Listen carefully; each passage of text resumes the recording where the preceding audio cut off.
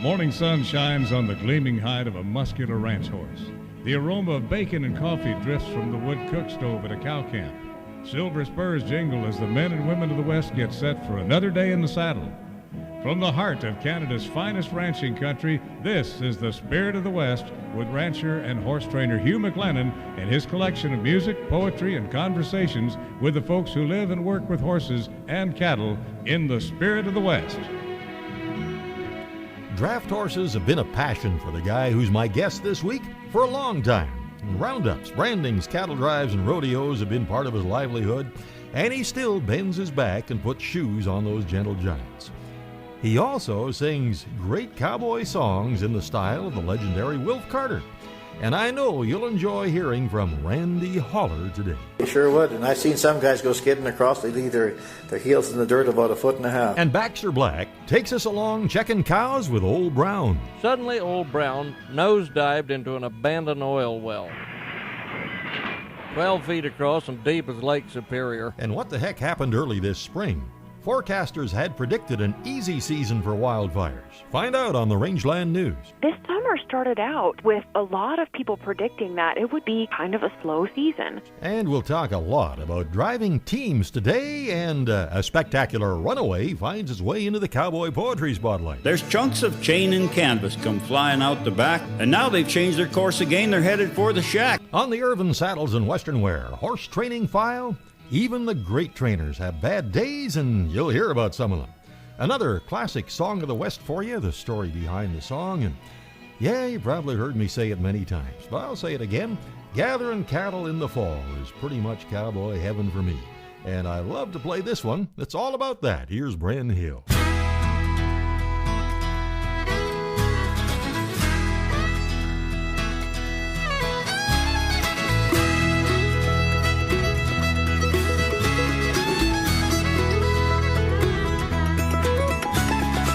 Frost on the wheatgrass, frost on the sage,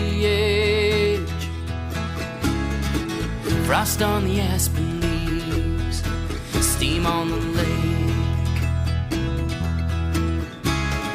The blue autumn skies turn colder by the day, and it's time to get this roundup party underway. So buckle on your leggings, get your saddle cinched up tight for the roundup fire burns tonight.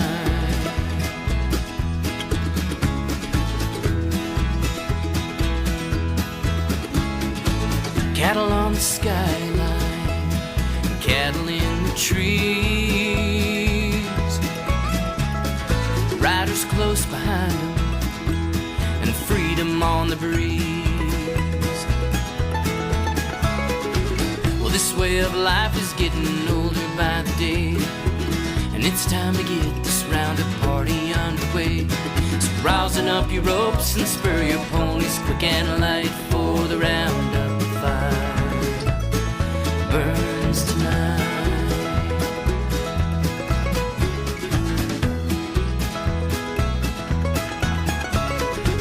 I spent the summer waiting, working on the land, and I spend the winter waiting for the time to brand.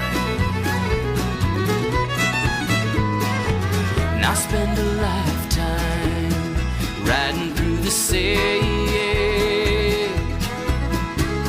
It's burning in my blood, there is no other way.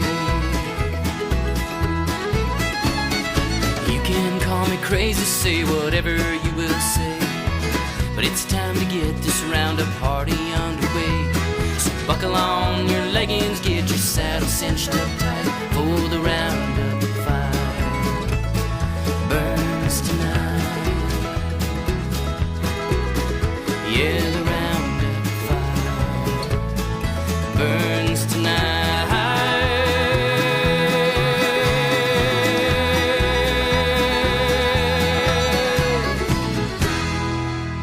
Randy Holler took some time out from working with his draft horses to do a great set on stage at the 25th annual Stony Plain Cowboy Gathering, and as soon as the big ovation was over, we got together in the green room. Hey, Randy, I've been hoping to cross trails with you for years and years and years. So good to see you. Hey, great set out there. Those memories of Wilf Carter, you just brought them all back. Yeah, I kind of grew up with that stuff, on the farm. We had all the records, and we milked the cows and listened to the records after chores, and no television, of course, no running water, so we learned the Wilf Carter songs the old-fashioned way, and I still play them that way. Yeah, was that up by Chipman, where you live now, or was that... Actually, I was raised in a hockey town, of Viking, and so Sutter boys. The Sutter boys, yeah, and I know those guys pretty good. I didn't go to school with them, but I did know them, and they're a great bunch of guys for sure. You ever play hockey?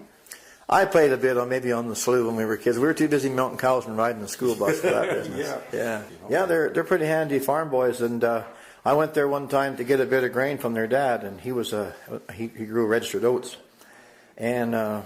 So I got the shovel. He says, "Oh," and I said, "We're not going to do that. We're going to let the hockey players load it." So the boys loaded the grain with the shovel. Isn't that neat? Man, the labor we used to do, it was so different. We went through the Stan Reynolds Museum the other day. It was on my bucket list to see that. Wanted to see it for years, and my cousin and I finally toured it. And it brought back so many memories. We'd go out to the granary with a grain wagon behind the tractor, and we'd fill that grain wagon with a shovel, and we'd haul it over to the hammer mill, and then we'd take it out with 5-gallon buckets and run it through there and make chop out of it. And you wouldn't think twice about that kind of labor. No, even somebody says, "Randy, I got some square bales for you." And I said, "Hey, the square bale days are over. We got a tractor with a bucket on it, and I like the round ones. It keeps it simple, Put it in there, and they just eat what they want." What were some of your early jobs on the place? Like when you were a little kid and your dad said, "Okay, Randy, I want you to learn to do this." And I was more the animal guy. My older brother, he was the tractor guy and was more into that. And it was my job to make sure the cows were in the barn and make sure the baby calves were eating and properly and taking care of the livestock in that respect to make sure that cow is okay and she's letting her milk down. We always had a radio in the barn, of course, and it was just kind of my job. The animal health was sort of my thing. I had to watch them for this and that and the other thing. And, of course, grew up with it, and so with horses, and I still have horses, and I still kind of pick out a sick horse and here and there, and they just show certain signs. And I appreciate growing up on the farm in a time when we rode the bus and milked the cows. Kids don't get the chance to live that. They have to go to old McDonald's farm and touch a cow, Sad, isn't it, really? It is. It's very sad, and they don't realize where the milk comes from. They just know it comes from the store. Yeah. So if they knew where it came from, they probably wouldn't drink it again. But did you start out milking by hand, or did you have milking machines back then? Everything was by hand. We milked about 16 head. There was 4 of us, and so. Wow. And then we just started going to the machines when we give up the farm, and my father passed on. We give up the farm, so. More from Randy in just a little while. Now, Daryl Arnold, longtime editor of Western Horseman magazine, has written a lot of fine cowboy poetry, and Gary Prescott set one of them to music. It's about the horses of the Pitchfork Ranch, and you'll hear it, as well as more about the art of being a teamster from Randy Holler when the Spirit of the West continues right after this. Welcome back to the Spirit of the West. Coming up, that song about the horses of the Pitchfork Ranch. And my guest this week is Randy Holler. Randy, I think kids that grew up milking cows by hand on the family farm or ranch had something that city kids could never experience. And those cows, they learned to leave the barn. We used to hang up in the rafters and jump on them when they went out so we could ride them over the manure pile. We didn't get caught at it, but it's a good thing we never. Yeah. We had one I would jump on when she was finished. She was supposed to be a gentle cow, and my uncle would open the stanchion, and out she'd go. And the first time, she knocked me off going out underneath the barn door. I forgot to duck. And after that, I could make it about 4 or 5 jumps to the manure pile, and that was about it. Yeah. Yeah, it was a good thing. Grew up on the farm. The farm is getting a bit much for me now because it's lots of work too. But I was a farrier for 25 years, worked the road doing draft horses. And so I have draft horses. I did some rodeo a few years ago, but the draft horse industry was pretty much what I did until I got old. And now I just I still do a bit of it at home. I do my own horses, and I raise Belgians and a few Percherons, and do some horse training as well. Right. All on draft horses, or you train saddle horses too? I don't ride anymore. I had knee replacements, and so a hip replacement's okay for riding, but they say the knee is a different bend. So. Yeah. But do mostly driving and driving 6-horse teams. I did a fair chunk of that and showing horses. So but training young horses to drive. And Yeah. as time goes on, you learn a better technique of doing it. And I believe in ponying a young horse beside the animal that he needs to learn from.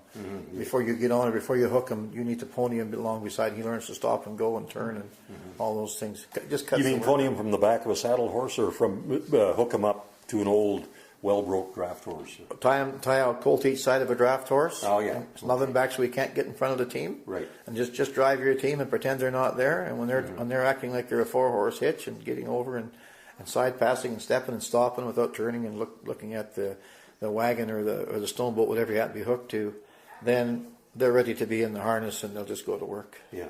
And they're not really bit broke; they're kind of motion broke because they get the momentum, and then they'll acquire the mouth as you go along. I find They're probably a little softer feel coming along that way than they'd be if you just kind of had to haul on them with the reins to slow them down. they never get a chance to fight the bit that way. Yeah. Because they learn to go with the other horse. The neck yoke pushes them, and I'm sure a saddle horse, if you ponied your saddle horse beside yours and he had to get over when you turned and stopped and started. Well, they'll it would learn make that. it. Yeah, for sure. They'll learn those cues without any pressure on them. Yeah, it's just like I say, motion broke, you know. So it's and then they acquire the mouth because a 3-year-old doesn't really have a good mouth, and if you're cranking on the 3-year-old's mouth, you're not really. I don't think you're gaining a lot. No, it's. Okay, Randy, if you can just hang on, I got another brand new song here, and the words were written by Daryl Arnold, longtime editor of Western Horseman. Music by Gary Prescott, who ranches in Texas now with his wife Jean, and Gary's going to be at the Kamloops Cowboy Festival next March, by the way, but Gary actually did ride for the Pitchfork at one time. Song is all about those Pitchfork Grays.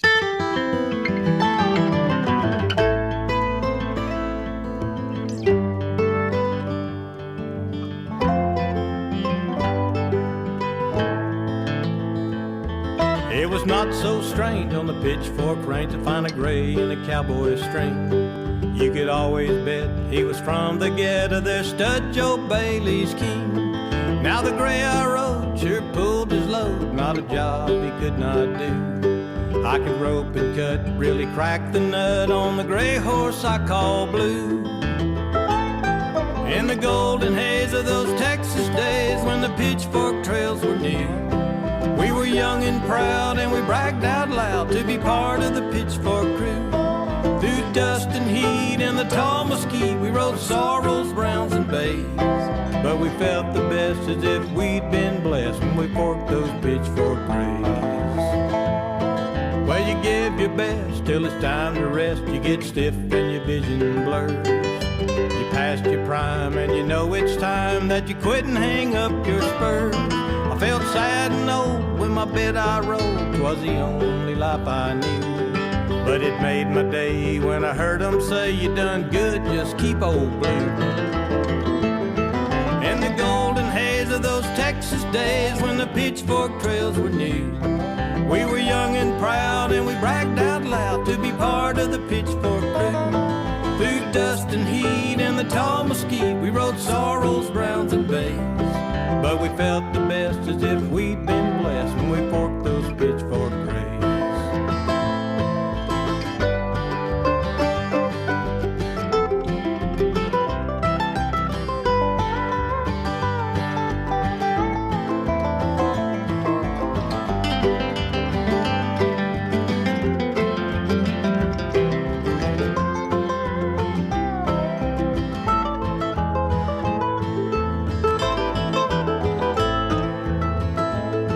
Was a good cayuse, so I turned Blue loose. He deserved to work no more. He was 28 when he broke the gate and came up to the big barn door.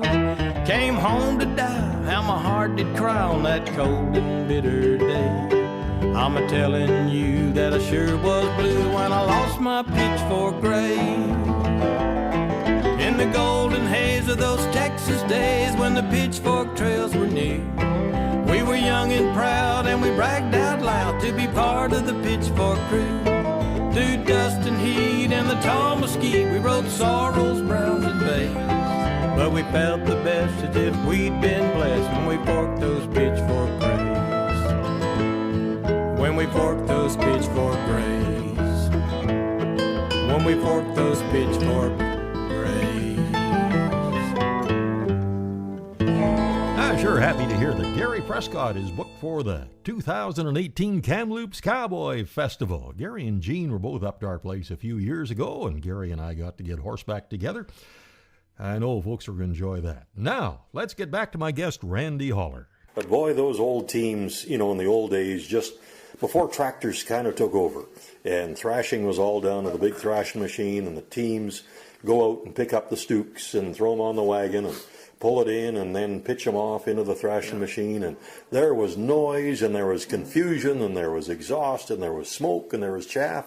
And those teams were so broke, they would just pull in there and stand there till that wagon was empty. Of course, that's when they got the rest, I guess. Yes. And there was the odd runaway. One rack would run into another, a belt would come off the machine and would sing past the horse's head. I remember driving a horse up to the machine, and one of the big things in the old days was, one of the things I maintain when I break a team, I teach them to cross the railroad track, because the town is only 2 miles, so the horses have to get used to crossing the highway, the railroad track, going over the manholes. Kind of get them town broke, because everyone that has a horse doesn't just want to keep them at home, they want to take them to town.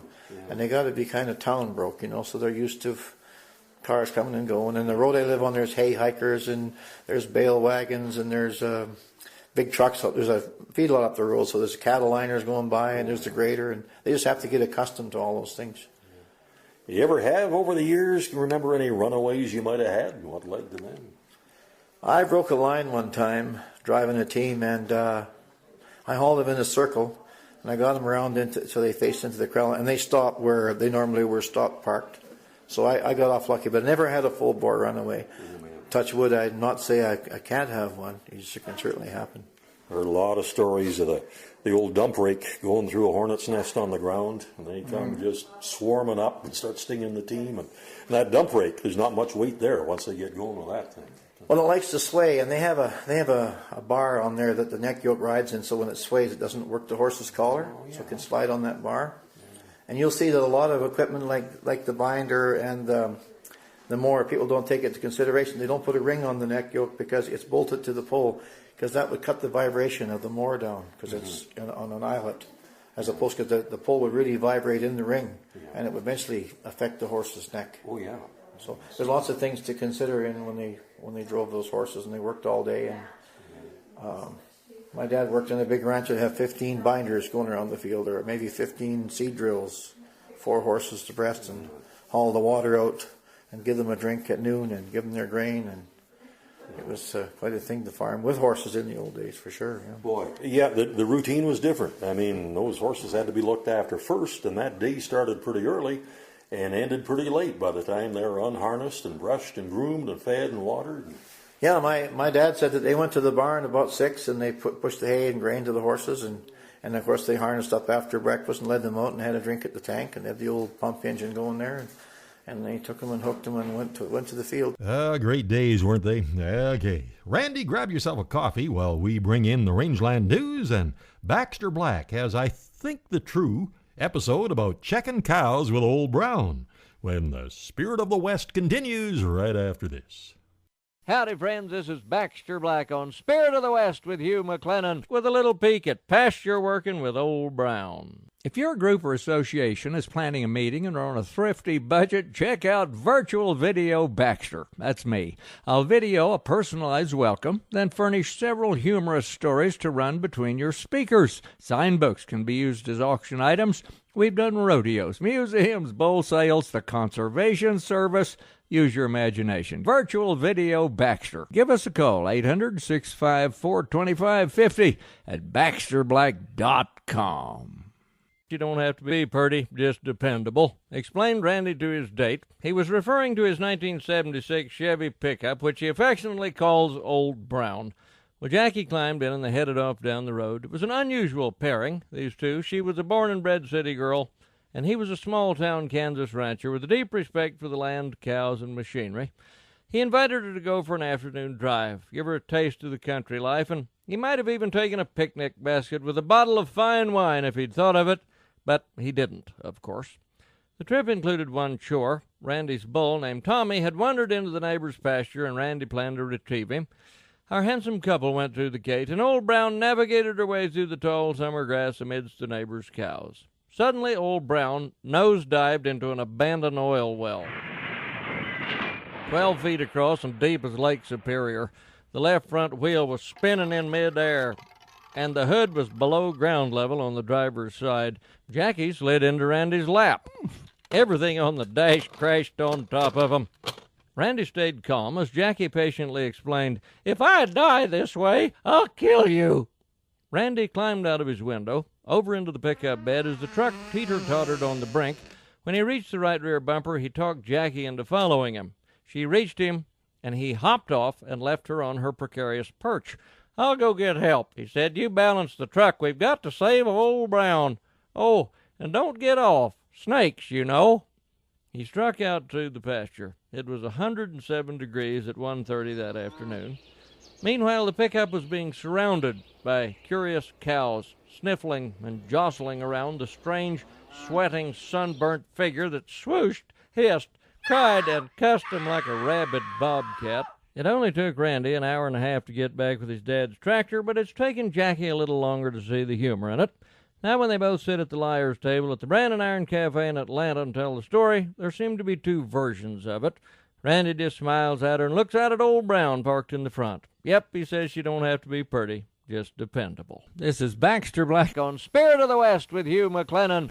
In agriculture today, things are really changing fast, and our key to success is to stay ahead of the curve. Beef Tech at Northlands brings you the latest developments from agriculture's top experts. November the 8th and 9th, presented by Real Agriculture, an interactive beef industry learning event. Explore and experience emerging technologies and innovative management practices. Learn how to implement technology in your beef operation to improve production and profitability. Hands-on workshops and labs, technology demonstrations, technical learning sessions, featured keynotes Robert Sake of Agritrend and Andrew Campbell from Fresh Air Media. Get all the information at northlands.com/beeftech. We've been talking about the great draft horse teams today, and I've got a track on our Creak of the Leather CD about a couple that did their job together for many, many years, a gelding and a mare. And boy, you know, a lot of those teams, when there was just the two of them on the farm or the ranch, they were so closely bonded to each other that if they ever separated, it was really tough on them. This is the story of Tom and Pearl.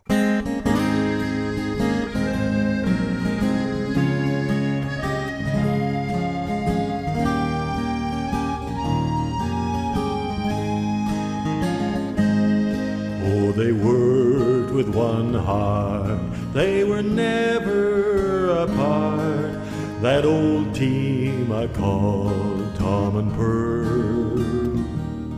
Through the snow they pulled the sleigh, drive themselves while I'd feed hay. To me they were tops in the world. They worked with one heart, they were never apart. In the springtime, I'd turn them out to graze.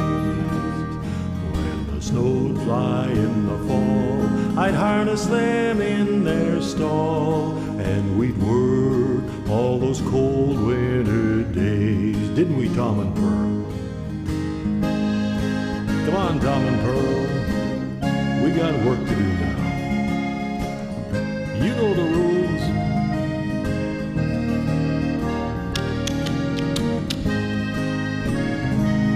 Hey, now we're cooking.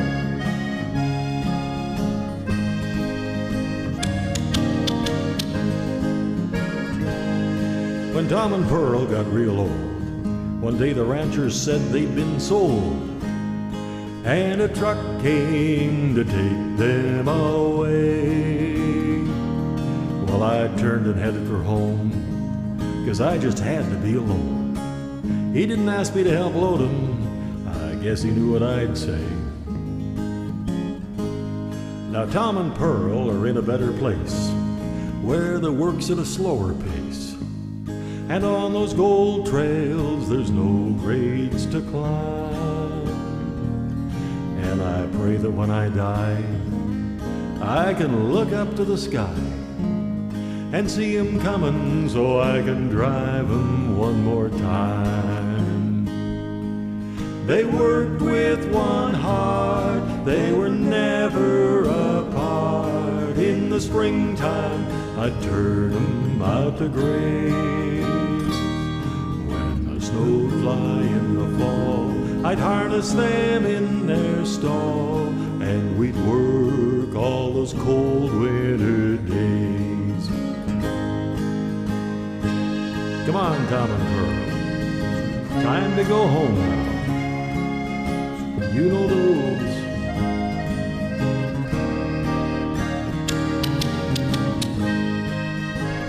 Hey, now we're cooking.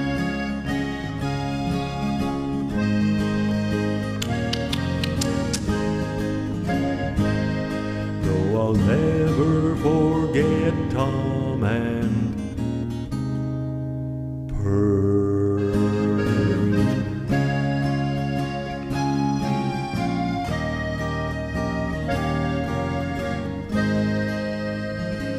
Whoa.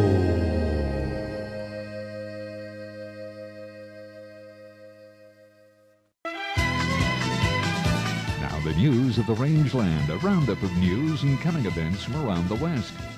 Top of page 1, it says the situation across the West this past summer has been unprecedented. Wildfires impacting all the western states, BC and Alberta, but looking back to May, it was so wet and muddy in the branding traps that our horses had a hard time dragging calves. And most forecasters were expecting a pretty mild summer for wildfire activity, but what the heck happened? Well, here's the USDA's Rod Bain. Over 80 large wildfires are currently burning in Montana and the Pacific Northwest states, causing ashfall in cities like Seattle and Portland, and smoke conversions lowering air quality across the region. This summer started out with a lot of people predicting that it would be kind of a slow season, largely because we had such significant snowpack, particularly in those northwestern states. Yet Jessica Gardetto of the National Interagency Fire Center in Boise says an extreme and prolonged hot and dry summer melted snowpack quickly, cured excessive fuel loads that grew in the spring, and produced lightning storms that contributed to the significant fire season to date. In Montana especially, high winds that fueled continued wildfire activity. I'm Rod Bain reporting for the U.S. Department of Agriculture in Washington, D.C. Higher interest rates and a stronger Canadian dollar relative to the American currency is giving Canadian farmers a double whammy. According to Farm Credit Canada's chief agricultural economist, it's a situation farmers will likely have to deal with for at least the remainder of this year. J.P. Gervais says he thinks farmers and agribusinesses will be able to manage the higher interest rates, but the higher dollar might prove more problematic. He said Canadian farmers during the past 2 to 3 years have been shielded from a slowdown similar to what's been happening in the U.S. farm sector. The weak loonie meant better on-farm profits from exports produced in the U.S., and back on April 3rd, the loonie was at 74.72 cents. He said that for the time being, the dollar's main influencing factor is no longer oil, but rather the spread between the American and Canadian interest rates. He said as long as the U.S. Federal Reserve holds its present course and doesn't raise interest rates, the loonie strength relative to the American greenback will continue, and he expects it to last at least until the end of the year. He said there may be some upside to the rising loonie in that input or equipment purchases priced in American dollars will be more affordable to Canadian farmers and ranchers. Mexico hopes to boost agricultural exports to Canada and the U.S., including chicken, eggs, and dairy products, following the latest round of talks to update the North American Free Trade Agreement, NAFTA. Raul Ortega, the head of international trade in Mexico's agriculture ministry, said in an interview that the product exceptions to trade terms covering Mexican access in NAFTA's original text should be set aside. He said, "We're interested in having these exceptions eliminated in total if possible," citing poultry and eggs in Canada as well as dairy in the U.S. He said, "This is an offensive position for Mexico, a proposal we want to push," noting that Mexican trade negotiators aim to keep in place the existing mostly free trade terms in the pact with Canada and the U.S. Boy, a scary ride for an Australian female jockey last week. Just 50 meters into the sixth race of the day at Australia's Tweed River Jockey Club racecourse, things went very wrong for jockey Laura Cheshire. The brow band of the bridle on her horse Expo broke, and the entire headstall fell off over his face, and he was running at top speed when that happened. Because there was no bridle, there was nothing for an outrider to grab. That meant Cheshire had to wait and hope. that Expo would run himself out. She pulled the dangling bridle up so that it wouldn't be slapping him on the shoulder, encouraging him to keep going. She was able to yield him over to the inside rail, preventing him from darting out into the open gate into the unsaddling enclosure, where there would have been a serious risk of collision. After 3 laps around the track, she was able to turn him towards the fence, and despite a brief moment where it looked like he might simply jump the fence and keep going, he slowed down enough in the turn that Cheshire had an opportunity to jump off and then put the rein around his nose, get him stopped, and walk him back. And miraculously, the whole ordeal ended with no major injuries to the horse or the jockey, and she had nothing but positive things to say about Expo. October 3rd, there's a special calf sale along with the regular sale of the Kamloops yards of the BC Livestock Co-op. October 4th, it's the Williams Lake calf sale, and October the 5th, the Williams Lake regular sale. October the 6th, the Vanderhoof regular sale, and boy, Larry, Wayne, and the crew are busy at this time of year. You can get all the information on those sales at bclivestock.bc.ca or call the co-op 250-573-3939.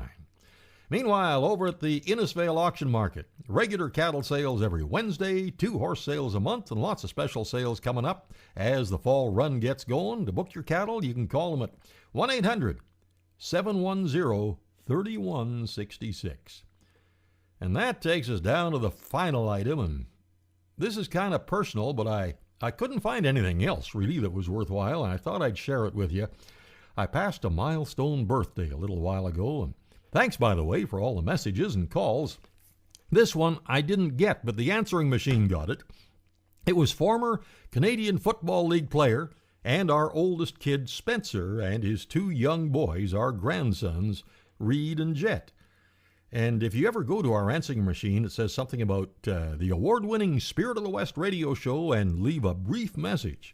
Anyhow, here's the greeting, and it's pretty serious stuff. Happy birthday to you. 12-year-old. Yeah, so what is this award? What award did you win? Did this show win? And it says award-winning show. What did it win? What, any suggestions? Sausage McMuffin. It won a sausage McMuffin. My name's Reed. Oh, okay, this is supposed to be a brief message, so let's keep it short, okay? Okay. Okay, so Grandpa, are you just, why are you in charge of the phone? Are you taking your teeth out? Yeah, why are you just sliding it?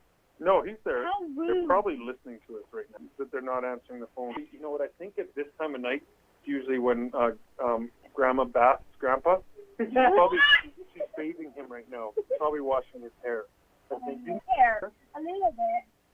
Because they asked for a brief message, so we're leaving.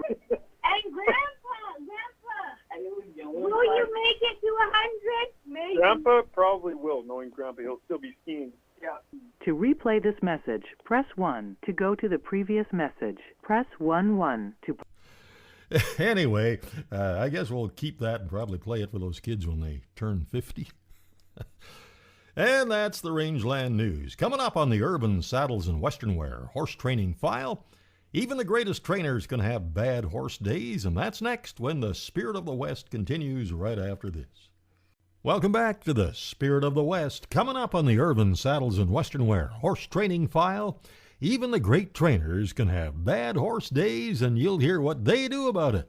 First, though, the 17th annual Spirit of the West Cruise will be something unforgettable.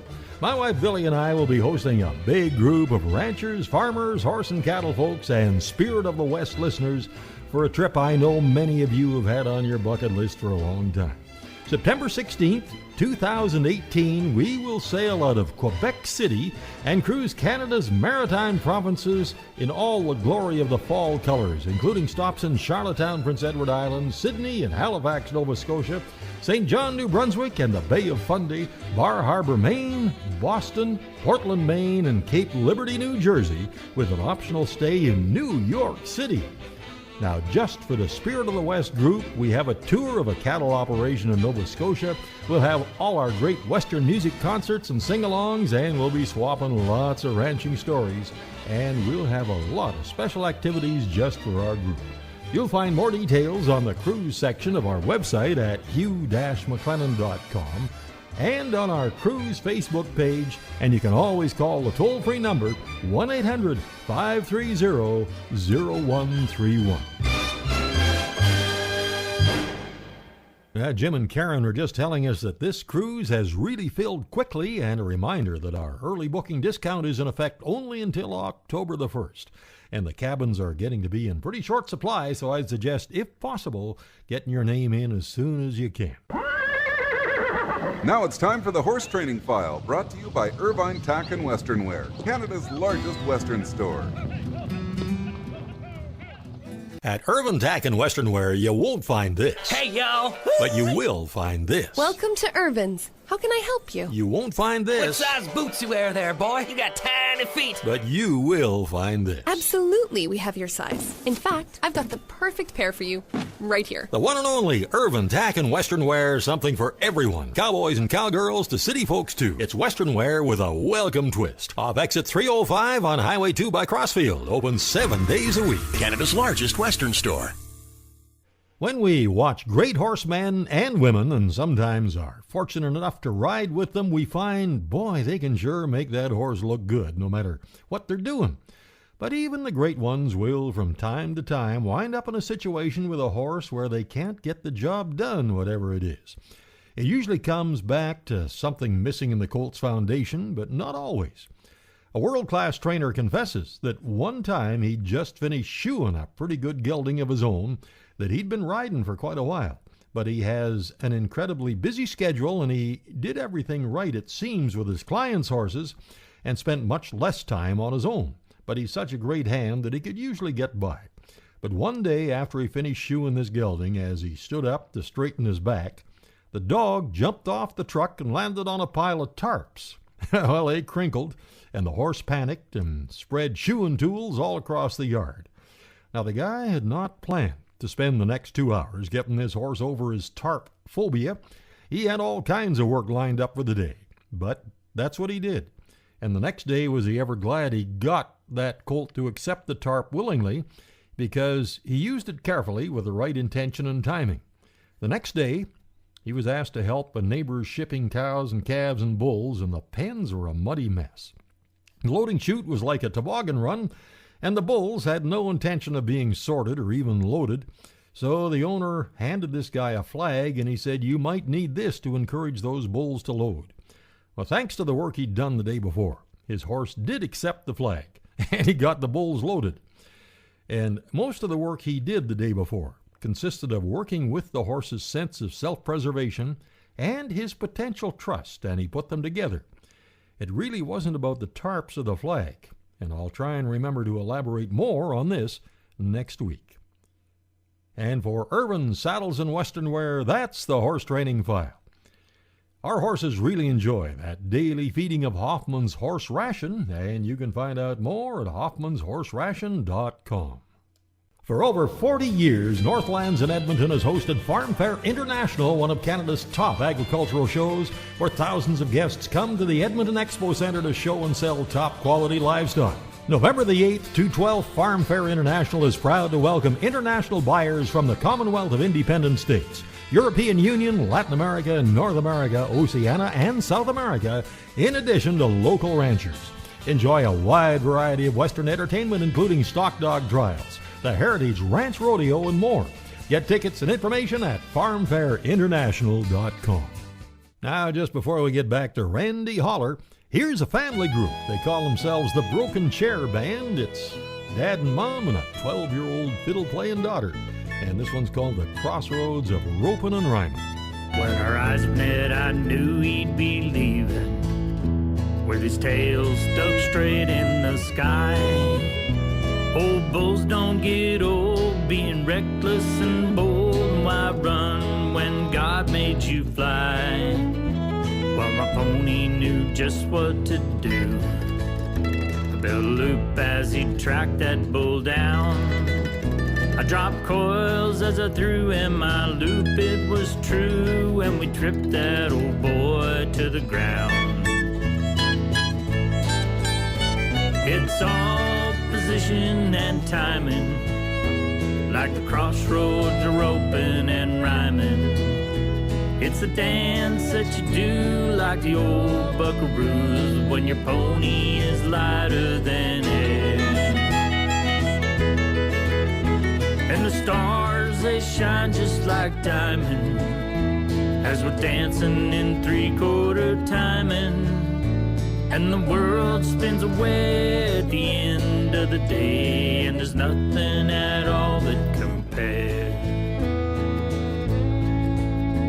Well, we had 'em all beat in the short go. All we had to do was rope this one clean. I broke 5 at the gate and my partner was late, and it all came apart at the seams. It's all position and timing, like a crossroads are roping and rhyming. It's a dance that you do like the old buckaroos when your pony is lighter than air. And the stars, they shine just like diamonds as they're dancing in three-quarter timing, and the world spins away at the end of the day, and there's nothing at all that compares.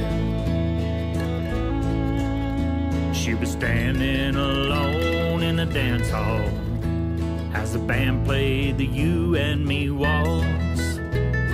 I took a chance and I asked her to dance. She forgave me of all of my faults. Dance now.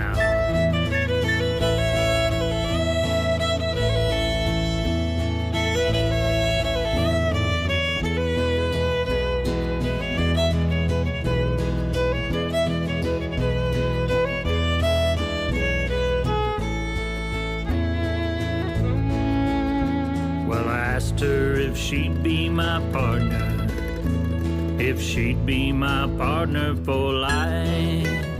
She said that I do, and I said I do too, and that's how I made her my wife.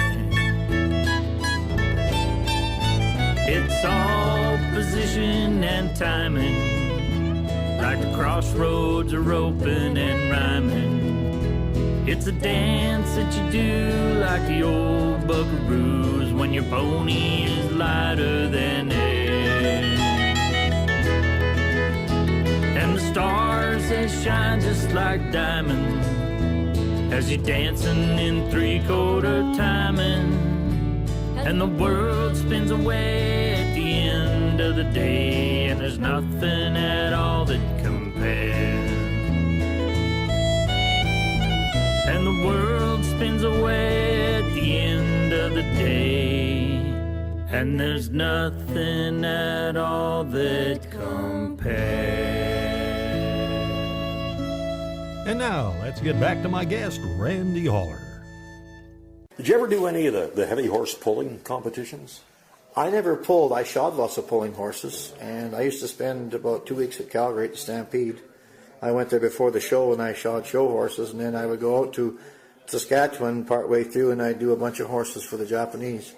And then I'd go back to Calgary for the pulling because it was the second weekend, and I'd reset the pulling horses that I shod like back in April. So big lugs, and you have to have a toe clip on the front or they will hit the ground. Yeah, they'll jar the nails loose. Yeah, wow.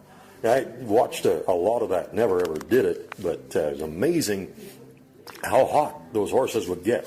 The heavier the load, the harder they'd pull, the more they'd strain, and the hotter they'd get. Mm-hmm. And the scariest part was after they'd finally finished the pull, and you unhook that pin, and if you didn't have them just right, they'd be set for a heavy pull and there'd be nothing there, and away they go. Yeah, they sure would. And I've seen some guys go skidding across. They leave their heels in the dirt about 1.5 feet in that loose dirt. Yeah. But once they realize they're not hooked, they settle down and walk away. If you notice a pulling team, one horse holds the load and the other one kind of bumps in and they break it loose. He's the one that breaks it loose. They kind of work as once they figure out how one guy will hold that load and the other guy will kind of bust it loose and away they go. Yeah. I mean, the teamster skills to just get that working properly. And because it can all go wrong. You get kind of whipsaw and one hits the collar and the other one doesn't, and the other one hits it and one doesn't, and it's not going to move. It's kind of like tying the event in steer wrestling and rodeo. There's a split-second timing, and if you miss that little, it puts everything out of stride. Same as your pulling horse. One's holding a load and the other one gets ready, and then they go at the right time, and they got to both. You got to work together, otherwise they're going to seesaw. Yeah. Usually, if they seesaw, it takes away their confidence. to start again, you see. Man. Well, Randy, besides being a lifelong cowboy, farrier, and teamster, is an encyclopedia on knowledge of the legendary Wilf Carter. And Randy has a song for our classic Song of the West segment coming up. And the Cowboy Poetry Spotlight features a spectacular story about a runaway team when the Spirit of the West continues right after this. Welcome back to the Spirit of the West. For this week's classic Song of the West, I've got an old Wilf Carter song that my guest Randy Holler has recorded. Now, this song first appeared on the old RCA Victor Bluebird label on a 78 RPM single. Remember those?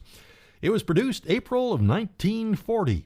And it's interesting that on that original record label, right under the song title, the composer is listed as Wilf Carter, but under that it says the song is sung by Montana Slim. Anyhow, this is Randy Holler's version of It's Great to Be Back in the Saddle Again.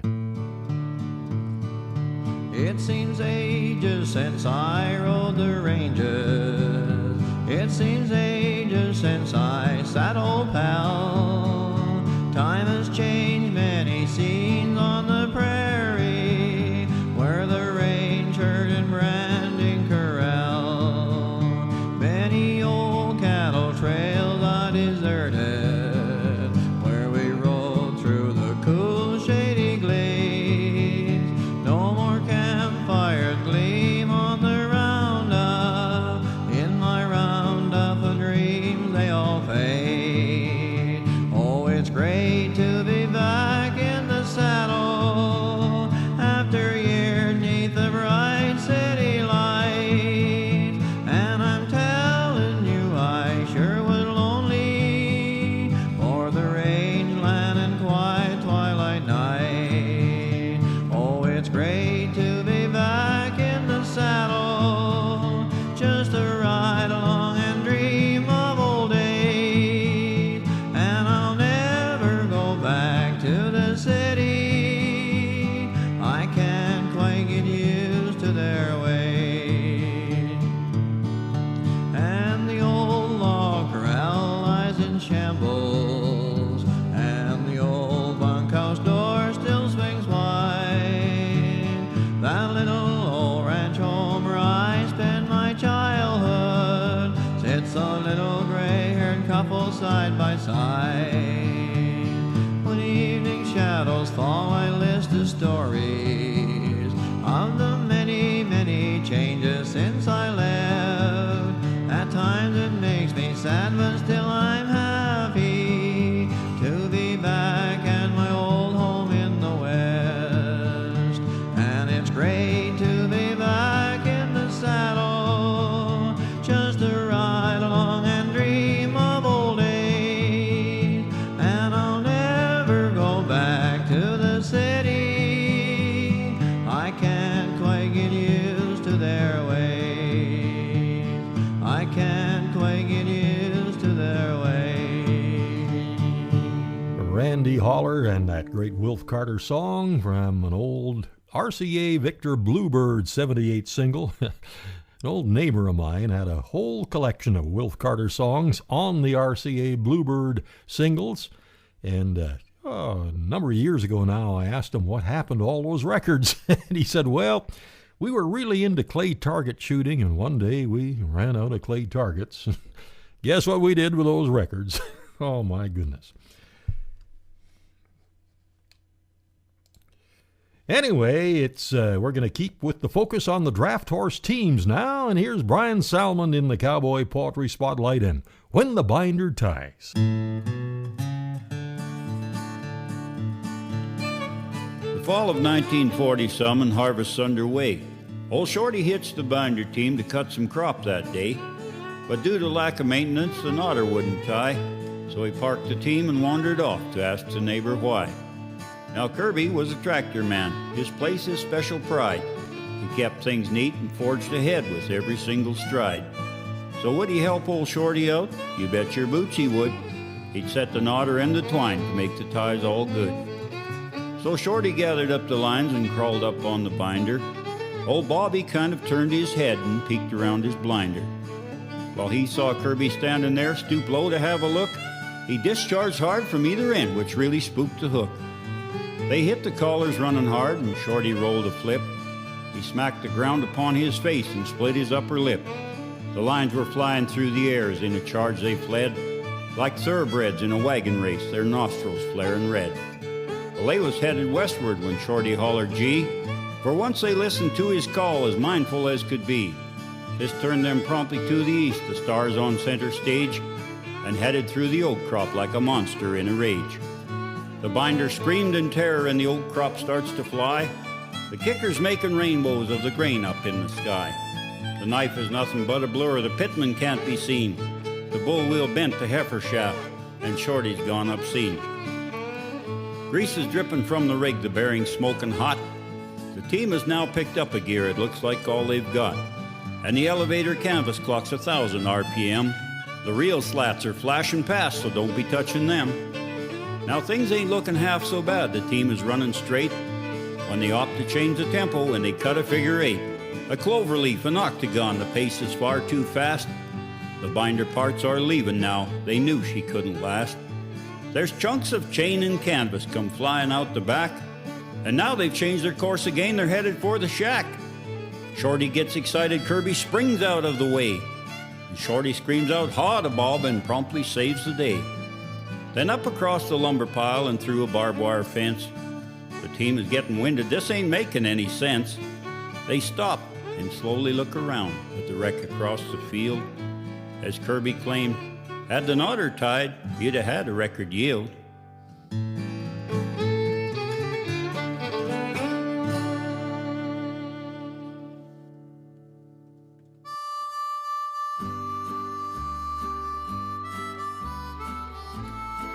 Well, thanks so much for making the ride along here today, and I sure hope you can join us right here next week at the same time. And thanks again to our great support crew, Mark and Kathy McMillan at Meadow Springs Guest Ranch Now.